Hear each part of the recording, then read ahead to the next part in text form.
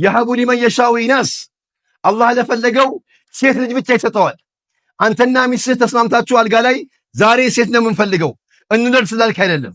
የሀቡ ሊመን የሻኡ ኢናስ አላህ ለፈለገው ሴት ልጅ ብቻ።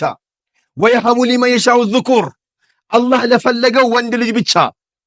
አው ይዘውጀሁም ዙክራነ ወኢናሳ አላህ ለፈለገው ሴትንም ወንድንም ደብልቆ ይሰጣል።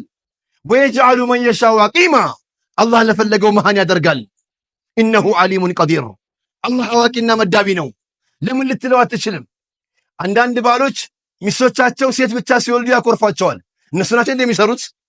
ይሄ ደደብ ነው። ኬጂዋን አስገቡ። ምንም አያውቅም። ይሄ መሀይብ ነው፣ የዞረበት ነው። በጣም እነሱ ነው እንደሚሰሩት። ስለዚህ አዩሃ ኢኽዋ ይግባን። በአላህ ስራ ስር ገብተህ ዋይ ዋይ አትበል። አላህ ሴት ልጅ ብቻ ሰጥቶኛል ብለህ አትዘን። ሰብር አድርግ። ነቢዩላህ ሉጥ ሴት ልጅ ብቻ ነበራቸው፣ ሰብር አድርገዋል። አላህ ወንድ ልጅ ብቻ ነው የሰጠኝ ብለህ ደግሞ አትዘን። ነቢዩላህ ዘከሪያ ወንድ ልጅ ብቻ ነበራቸው፣ አላዘኑም።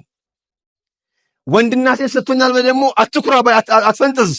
ምክንያቱም ነቢዩ መሐመድ ሰለላሁ ዐለይሂ ወሰለም ሴትም ወንድ ልጅ ሰጥቷቸው አልሐምዱሊላህ ብሎ አመሰገኑ እንጂ ዋይ ዋይ አላሉ። መሃን አድርጎኛል ብለህ ደግሞ አትረብስ። ነቢዩላህ የሕያ መሃን ነበሩ። አዩሃ ኢኽዋ ሁሉ ነገር አላህ የመደበልህን ወቅ የመደበልህን ወቅ። በአላህ አምር ስር ገብተህ ራስህን አታማርር። አላህ ይህንን መደብክብኝ አልሐምዱሊላህ ብለህ ተቀበል። የአላህን ውሳኔ የተቀበለ የአላህ ባሪያ አላህ ይወደዋል። የሚቀበሉ ባሪያዎች አላህ ያድርገን።